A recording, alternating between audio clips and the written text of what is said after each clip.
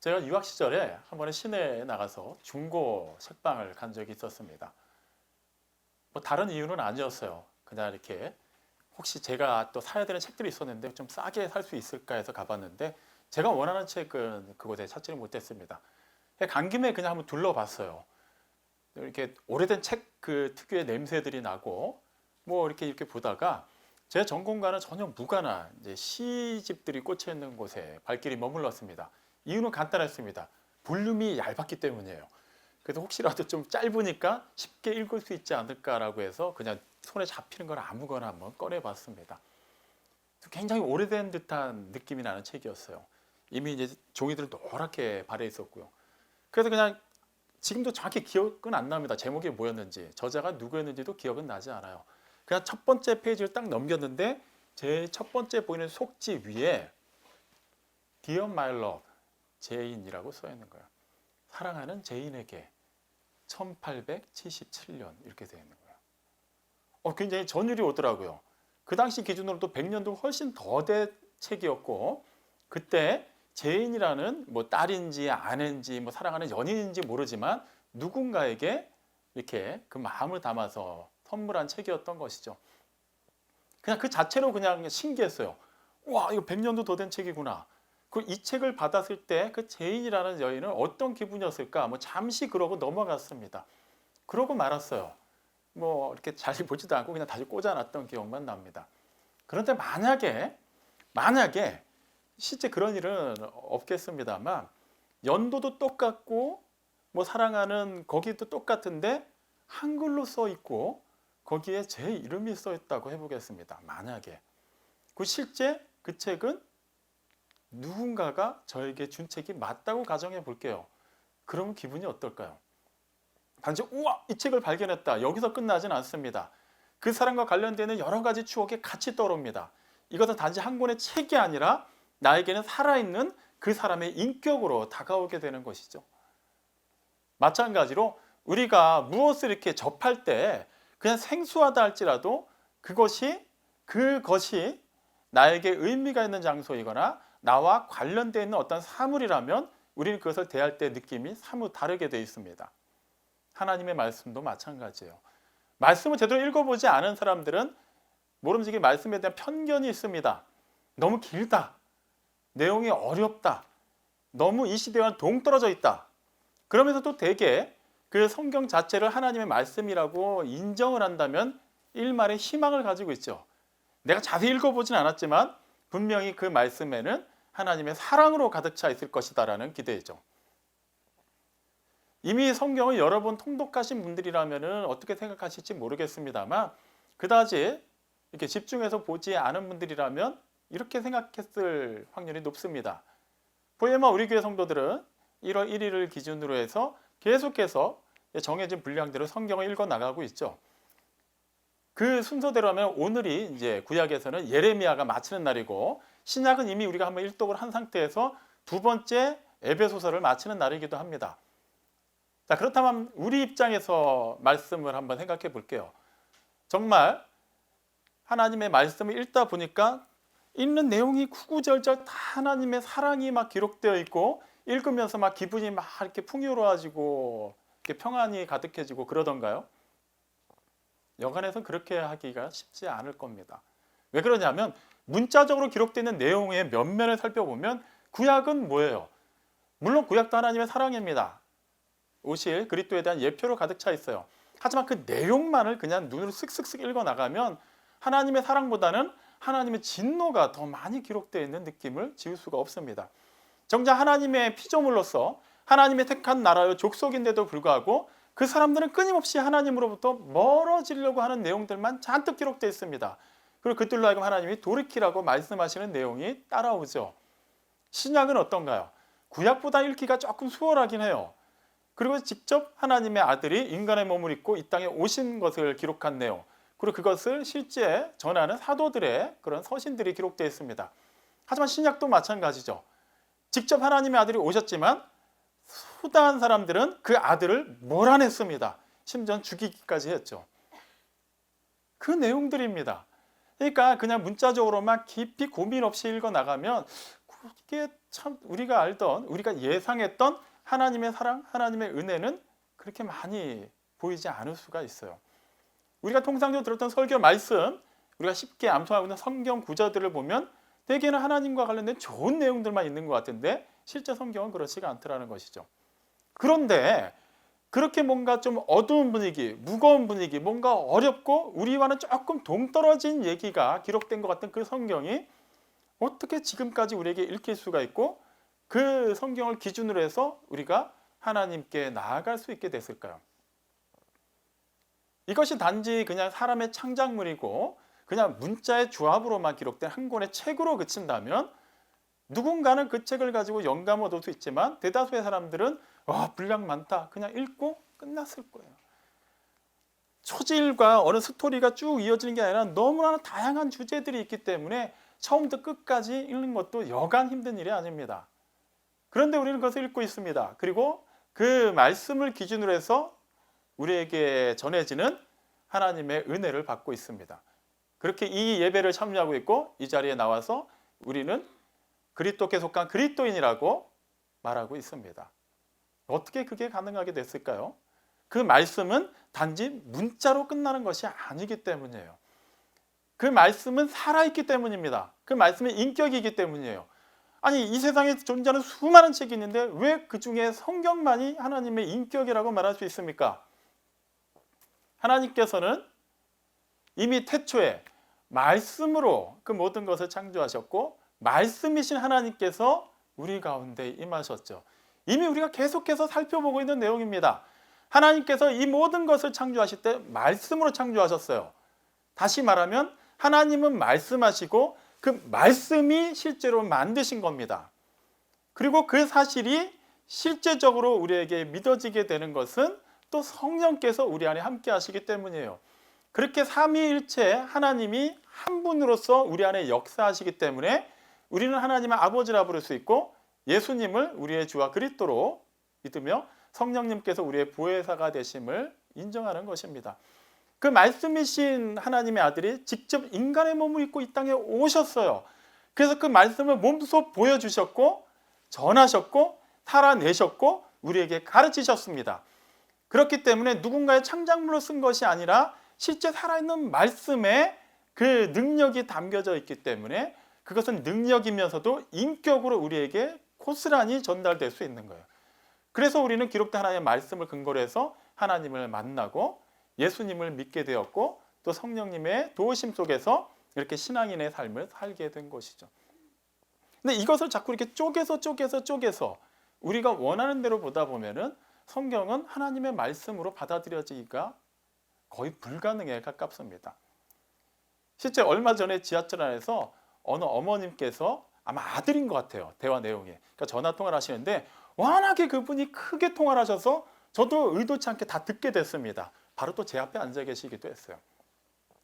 역시 모든 부모님들의 마음은 똑같다는 걸 그때도 알았습니다.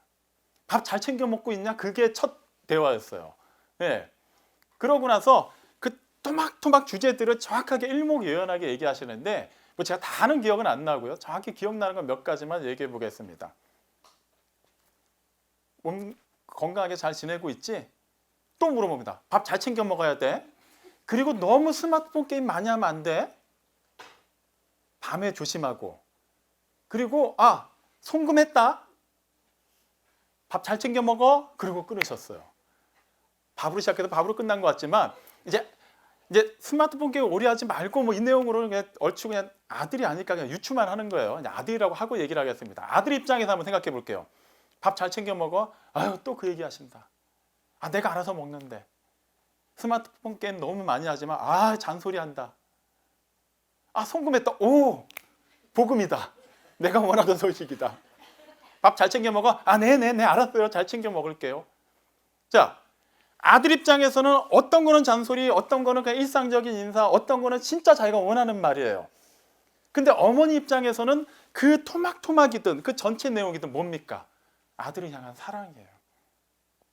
그 차이가 있는 거예요. 하나님께서는 우리를 사랑하시기 때문에 말씀을 주셨어요. 우리는 그 말씀을 기준해서 하나님의 사랑을 깨달아 압니다. 구약에는 하나님의 사랑보다는 진노가 더 많은 것 같은데요. 물론 신약을 보니까 하나님의 사랑이 맞긴 한데 결과적으로는 그 사랑에 사람들이 계속해서 반대 방향으로 향하고 있잖아요. 뭐 우리라고 별 수 없는 것 같은데요. 이렇게 생각할 수 있죠. 하지만 그 말씀이 하나님의 뜻을 성취하시기 위해 이 땅에 오셨고 실제 이뤄내셨기 때문에 하나님의 사랑이 우리에게도 실현되게 된 것이에요. 우리 또한 여전히 그 말씀에서 벗어나고자 하지만 하나님의 사랑이 우리를 붙잡고 있기 때문에 우리는 영원히 버림받지 않게 된 것입니다. 그래서 여전히 하나님의 말씀을 온전히 이해하기는 어렵고 때로는 우리한테 어렵고 때로는 이것은 좀 멀리하고 싶고 이런 것만 쏙쏙 뽑아서 듣고 싶은 말씀이 있다 하더라도 그 모든 것이 통전적으로 하나 되어 역사하는 것은 우리에게 하나님의 사랑을 전하고 있다는 거예요. 근데 그 사랑의 결정체가 바로 우리 주 예수 그리스도이십니다. 하나님께서 그냥 하늘에서만 막연하게 서로 사랑해라, 내가 시키는 거 해라, 이거 하지 마라 이렇게 얘기하셨다면 우리는 하나님을 사랑의 하나님이라고 말하지는 못할 겁니다. 그냥 뭔가 무서운 하나님, 분위기 잘 맞춰주면 복을 주시고 그렇지 않으면 우리에게 벌을 내리시는 하나님, 그렇게 철저하게 평행선을 긋고 하나님과 거리를 둔 상태에서 관계를 유지할지 몰라요. 근데 하나님이 직접 우리에게 찾아오셨어요. 그리고 말씀하셨습니다. 우리는 자꾸 하나님의 말씀을 보면서도 하나님의 말씀을 들으면서도 우리의 기준을 가지고 그것을 판단하려고 해요. 그러다 보니까 때로는 마침 이건 내가 듣고 싶었던 말씀이다. 나도 그렇게 생각하는데 라는 말씀이 있는가 하면 상대적으로 많은 부분에서는 지금 이거는 나와는 안 맞는 말이야. 지금 이 상황에서는 너무 말이 안 돼. 이 시대에는 너무 그렇게 고리타분한 얘기로밖에 안 들려. 이렇게 우리 스스로가 자꾸 판단을 하기 마련입니다. 그러다 보니까 무슨 문제가 생길까요? 실제로는 그 말씀이신 주님께 우리가 가까이 가지를 못하고 있는 거예요. 말씀이 직접 오셨지만 우리는 그것을 오셨잖아요. 그럼 된 거 아닌가요? 오셨으니까 그냥 믿을게요. 그걸로 끝. 우리는 이렇게 얘기하는데 하나님 입장에서는 우리 가운데 오신 것으로 끝나지 않았다라는 거예요. 요한복음 3장 하면은 우리는 기계적으로 16절이 나오죠. 근데 그 16절 다음에 있는 17절 내용이 무엇이죠? 하나님께서 그 아들을 세상에 보내신 것은 세상을 심판하려 하시기 위함이 아니라는 거예요. 그 다음에 하신 얘기가 뭡니까? 아들로 말미암아 세상이 구원을 받게 하려 하심이라고 얘기해요. 우리는 그 사실을 믿어요. 자, 그러니까 아들이 오셨으면 믿습니다. 그러니까 우리는 구원 받은 거예요. 이렇게 마침표를 찍을 수 있을까요? 아닙니다. 요한복음 1장 12절은 그러한 오류에 빠질 수 있는 것을 이미 알고 있는 사도가 먼저 기록한 내용이 있어요. 영접하는 자, 곧 그 이름을 믿는 자에게는 하나님의 자녀가 되는 권세가 주어졌다는 거예요. 하나님의 아들이 말씀이 육신이 되어 우리 가운데 오셨고 우리를 구원하기 위해 오셨지만 그 구원이 완성이 되려면 그분을 우리가 영접을 해야 돼요. 그분을 말씀 그대로 우리 안에 모셔드려야만 합니다. 아니 내가 원하지도 않고 하나님이 알아서 때가 돼서 오셨는데 그걸로 끝났지 내가 뭘 할 수 있을까요? 아니에요. 우리도 적극적으로 하나님께 나아가야 됩니다. 하나님께서 어느 특정 장소에 기다리고 계시기 때문에 우리가 간다라는 것이 아니에요. 바로 옆에 계세요. 함께 하십니다. 근데 여러분 그거 아십니까? 바로 내가 옆에 사랑하는 사람이 있다 하더라도 등을 지고 있으면 정말 이 사람을 제대로 보려면 지구로 한 바퀴 돌아와야만 볼 수 있게 됩니다. 마찬가지예요. 하나님께서 우리에게 원하시는 것은 야 일로 와가 아니에요. 돌이키라는 거예요. 내가 보는 방향을 같이 보자라는 겁니다. 내가 너희 안에, 너희가 내 안에 있다면 당연히 우리는 한 방향을 볼 수밖에 없는데 너희는 지금 어딜 보고 있냐라고 묻고 계시는 거예요. 우리는 정말 하나님께로 온전히 방향을 돌이켜서 하나님을 보고 있습니까? 하나님과 함께하고 있으며 하나님께서 향하시는 그 방향을 향하고 있냐라는 것이죠. 그 부분은 우리가 단지 예배를 열심히 참여하고 성경을 꾸준하게 읽고 그 외에 각종 봉사와 전도, 헌금을 하는 것으로 증명할 수 있는 것은 아닙니다. 우리는 행위로 서로 판단하지만 하나님은 우리의 중심을 보시기 때문이에요. 이렇다면 이런 겁니다. 어떤 남자가 가정을 이루고 있는데 월급도 제때 갖다 주고 가족들하고도 원만한 관계를 유지하고 있어요. 사람들은 다 괜찮은 가장이다, 남편이다, 아버지다라고 얘기해요. 사실은 그 남자는 딴 살림을 차리고 있습니다. 이렇게 되면 그 사람은 남편의 구실, 가장의 구실, 아버지의 구실을 못하는 게 되는 거예요. 그래도 월급은 주지 않나요? 그래도 집은 따박따박 들어오잖아요. 아니요. 이미 가족을 가족으로 인정하지 않고 들어가는 거기 때문에 그것은 절대 온전한 가장, 남편, 아버지의 모습이라고 볼 수 없죠. 하나님을 대하는 우리의 자세도 마찬가지입니다. 우리가 아무리 행위적으로 무언가를 열심히 한다 하더라도 우리 안에 진정으로 하나님이 거하지 않는다면, 우리가 진실로 하나님께 나아가고 있지 않다면, 하나님과 함께하고 있지 않다면 그 모든 것은 다 헛것이 된다라는 것이죠. 그렇기 때문에 우리는 하나님께 진실되게 나아가고 있는지, 하나님과 함께하고 있는지를 항상 살펴봐야 됩니다. 오늘 읽은 본문을 기준으로 해서 그렇다면 우리보다 앞서서 주님을 만났던 사람들이 어떻게 주님을 대했는지를 살펴보고 우리의 모습을 한번 비교해 보겠습니다. 요한복음 5장은 크게 나누면은 베데스다 못에서 38년 된 병자를 예수님께서 즉각적으로 고치신 얘기, 그리고 그 일로 말미암아 촉발된 유대 관리들과의 첨예한 대립을 다루고 있습니다. 근데 이 두 번째 내용이 생각보다 분량이 길어요. 그만큼 중요하다는 얘기겠죠. 예수님께서 계속 이제 말씀을 하신 내용들이 기록되어 있습니다. 그 유대 관리들이 예수님에게 지금 적대적인 시선을 보내는 이유가 무엇이었죠? 안식일 규례를 어겼기 때문이에요. 그리고 더 나아가서는 그 이유를 물었다가 기껏 듣게 된 얘기가 신성 모독까지 하고 있는 것으로 여겨졌던 것입니다. 참 슬픈 이야기예요. 그들은 나름의 하나님의 율법을 지키기를 원했고 그 율법을 잘 지키기 위해서 여러 가지 그런 방편들을 마련했어요. 우리가 익히 살펴본 장로의 전통입니다. 그것을 근거로 해서 자기들 딴에는 율법을 잘 지킨다고 생각을 했고, 그 기준으로 보니까 예수님은 율법을 막 어긴 게 되는 것이죠. 그래서 예수님을 막 지금 정죄하고 심판하고 있는데 정작 예수님은 어떤 분이에요?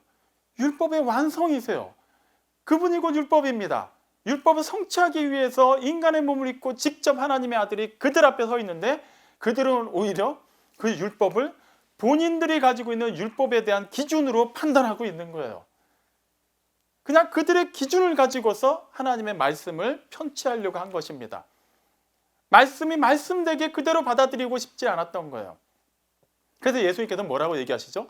오늘 읽은 본문 요한복음 5장 39절에 보면 너희가 성경에서 영생을 얻는 줄로 알고 성경을 연구하거니와, 너희가 이미 성경을 열심히 연구하고 있다. 그런데 이 성경은 나에 대해서 증언하고 있다라고 말씀하셨어요.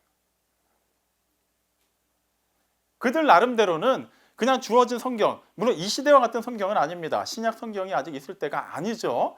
그러니까 뭐 우리 식으로 따지면 구약 성경이라고 이해하시면 좀 이해가 수월할 겁니다. 그럼 뭐 율법서, 뭐 역사서, 시가서, 선지서 이런 거를 열심히 근거로 해서 하나님의 뜻을 살피고자 했어요.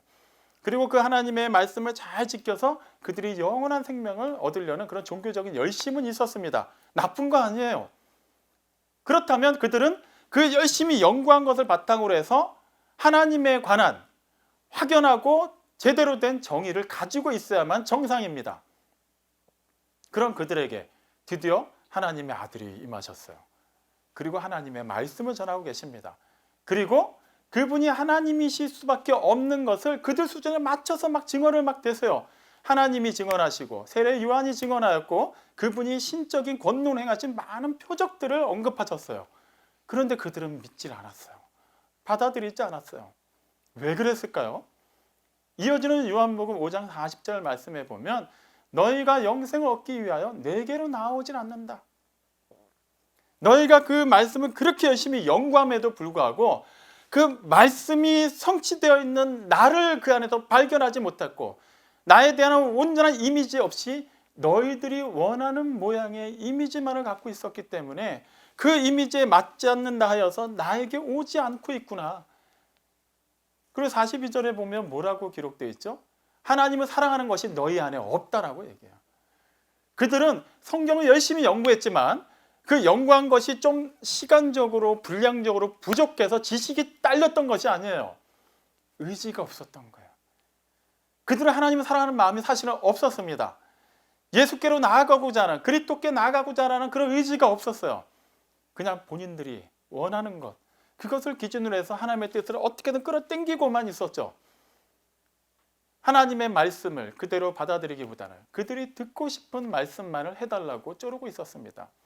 그렇기 때문에 그들과 주님은 부딪힐 수밖에 없는 거예요. 왜 그렇게 된 것이죠? 43절에 보면 내가 아버지의 이름으로 왔으나 너희가 나를 영접하지 아니하였다라고 말씀하고 있어요. 우리 주님은 하나님의 이름으로 오셨어요. 하나님의 이름. 우리가 매달 첫째 주일 찬양 예배 때마다 이제 하나씩 살펴보고 있죠. 그겁니다. 뭐 다 얘기하지 않을게요. 하나님의 이름, 어떤 의미들을 기억하시나요? 창조주 하나님이세요. 우리의 주인이 되시는 하나님입니다. 스스로 존재하시는 분이시고 우리에게 평강을 주십니다. 우리를 치료하시고 우리를 위해서 한없는 은혜를 예비하시는 하나님, 우리의 의가 되시는 하나님, 우리의 깃발이 되시는 하나님, 그 이름으로 우리에게 오셨어요. 하나님의 의가 우리에게 오셨습니다. 하나님의 평강이, 하나님의 치료가, 하나님의 그 놀라우신 은혜와 능력이 주인 되심을 선포하며 오셨어요. 하지만 우리는 그 죄된 습성으로 말미암아 하나님의 모든 것이 우리와는 맞지가 않는 거예요. 그 당시 사람들도 그랬어요.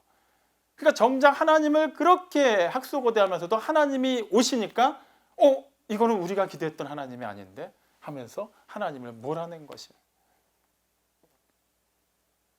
오늘날 우리는 어떻습니까?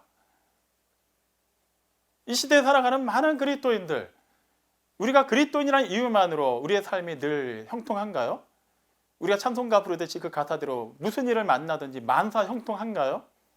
그렇지는 않습니다. 어쩔 때는 그냥 일반적으로 예수를 안 믿는 사람들보다 더 힘든 삶을 살 때도 있고 실제 지금 그런 삶을 사는 분들도 계실 겁니다. 그렇다면 뭐가 문제죠? 우리의 믿음이 없어서 그런가요?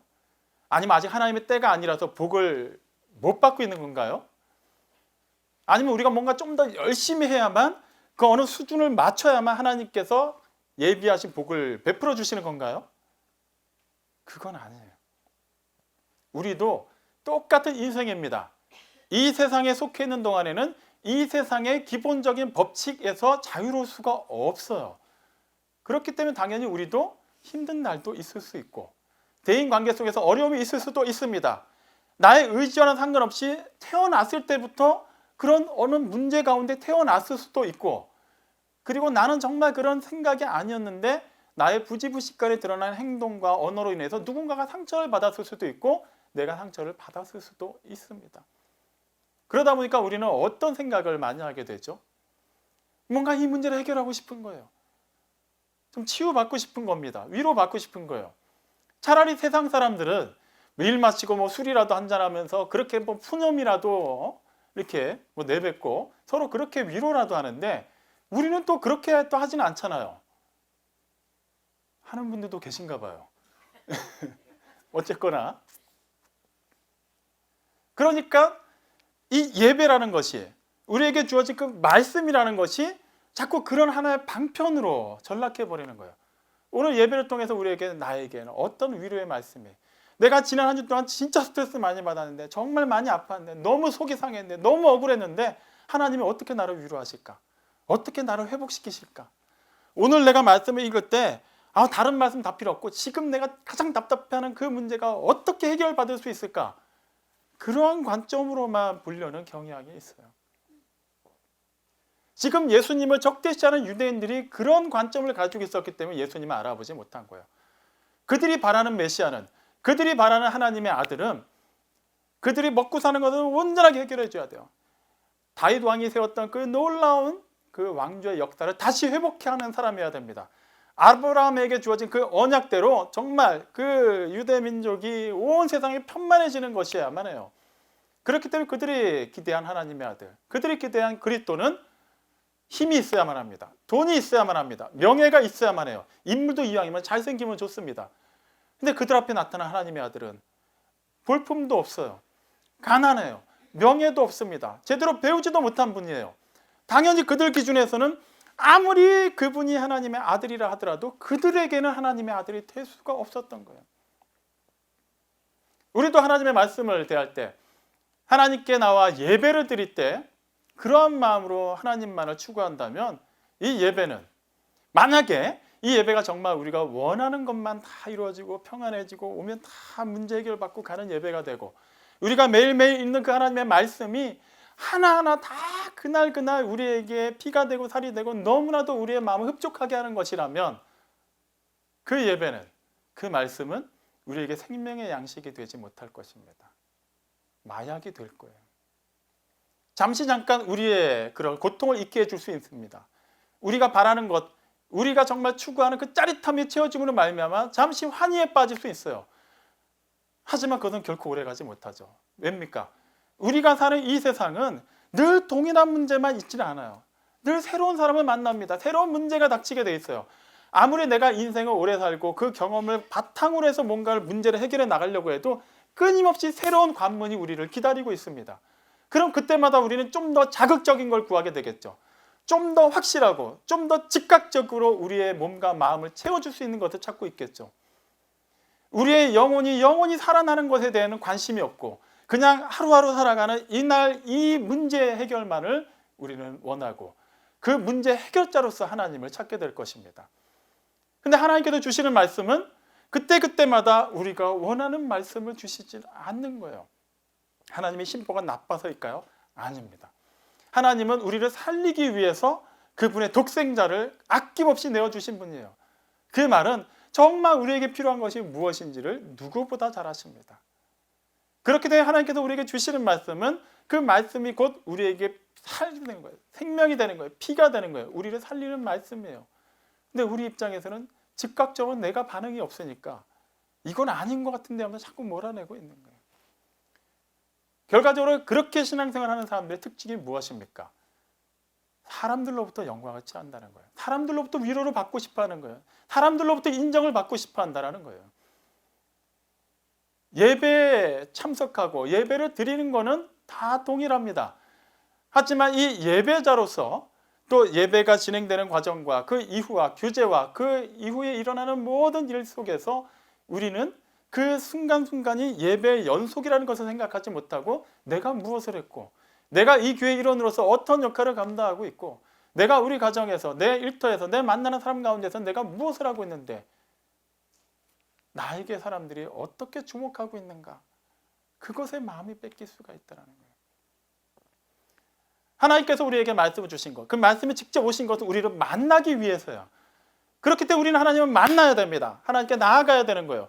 그런데 우리는 그 와중에 하나님의 말씀을 피상적으로 근거 삼아서 이걸 바탕으로 해서 내가 어떻게 더 드러날지, 내가 어떻게 더 위로를 받을지, 내가 필요로 하는 게 어떻게 더 채워질지에 더 마음이 가고 있다면 우리 또한 2000년 전에 지금 예수님에게 사형을 언도하기 위해 시퍼렇게 눈을 뜨고 예수님을 바라보고 있는 사람들과 뭐가 다르다고 말할 수 있을까요?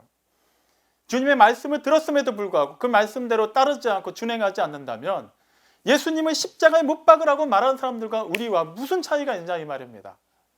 아무 차이가 없습니다. 그렇기 때문에 우리는 주님께 나아가야 됩니다. 어떻게 나가야 될까요? 어디로 나가야 될까요? 이제 우리는 그런 질문을 해서는 안 됩니다. 주님께서는 분명히 우리에게 기록된 말씀을 주셨어요. 그 말씀은 우리가 지어낸 말이 아닙니다. 하나님의 성령께서 감동하셔서 그 택함받은 사람들로 하여금 기록하게 하셨어요. 그 말씀은 살아서 지금도 역사합니다. 그리고 계속해서 우리의 영혼육을 흔들고 계시죠. 그리고 마음의 문을 놓고 하고 계십니다. 누구든지 내 음성을 듣고 문을 열면 내가 들어가 그로 더불어 먹고 그는 나와 더불어 먹고 즐기겠다고 말씀하셨는데 우리는 자꾸 문을 닫아놓고 다른 방면을 향해서 기도하고 있지는 않습니까? 사랑하는 성도 여러분, 예수님께 나아가십시오. 그 근처까지 가는 것에 만족하지 마십시오. 나아갔다면 인격적으로 제발 소통을 하시기 바랍니다. 나왔잖아요. 된 거잖아요. 나오라면서요. 더 이상 내가 뭘 더 해야 되죠? 그거는 정말 사랑하는 사람에 대한 반응이 아닙니다. 그리고 진실로 예수님을 만났다면, 예수님을 주와 그리스도로 만났다면 그것에 반응을 하십시오. 우리가 아무런 진실된 마음 없이 하나님께 나아가는 것, 그걸 하나님께서 원하지 않습니다.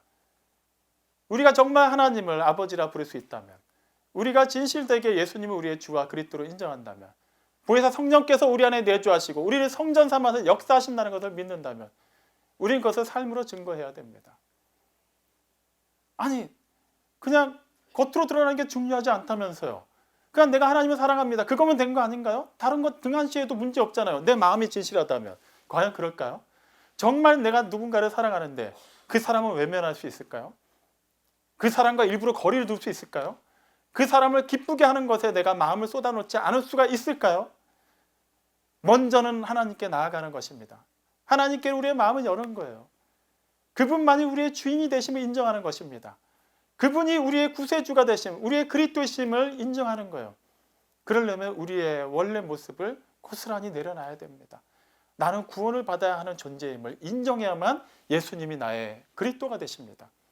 내 삶의 주인이 내가 아니라는 것을 솔직하게 고백할 때에만 예수님이 나의 주인이 되실 수 있는 거예요. 왜 그토록 사도 요한이 그가 기록한 복음서에 예수님의 신성에 대해 그렇게 강조했는지를 다시 한번 생각하시기 바랍니다. 우리가 그렇게 하나님께 나아갈 수 있는 것, 허물과 죄로 죽어있는 우리가 그렇게 영원한 생명을 얻게 된 것, 그것은 우리의 열심과 수고는 할 수 없는 일이기 때문이에요. 어느 누군가가 대신해 줄 수 없습니다. 그것은 온전히 하나님만이 하실 수 있는 일입니다. 그 하나님이 인간의 몸을 입고 이 땅에 오셨고 그분이 바로 우리 주 예수 그리스도이십니다. 그분으로 말미암아 우리의 삶이, 우리의 영원한 삶이, 이 땅에서의 삶 또한 그분께 속할 수 있게 되고 그분과 함께 살아갈 수 있게 되었고 그렇게 하나님의 기쁨이 될 수 있는 것입니다. 사랑하는 성도 여러분, 사람으로부터 영광을 취하지 마십시오. 오직 유일한 하나님의 영광을 구하시기 바랍니다. 그 영광 안에 참여하시고 기꺼이 감사함으로 하나님과 동행하심으로 진실되게 하나님만을 기쁘시게 하고 여러분의 삶 가운데서도 하나님의 평안과 의와 능력과 은혜가 넘쳐나게 하셔서 그렇게 하나님 나라의 확장을 위해서 귀하게 쓰임받는 모두가 되시기를 주님의 이름으로 축원합니다. 아멘.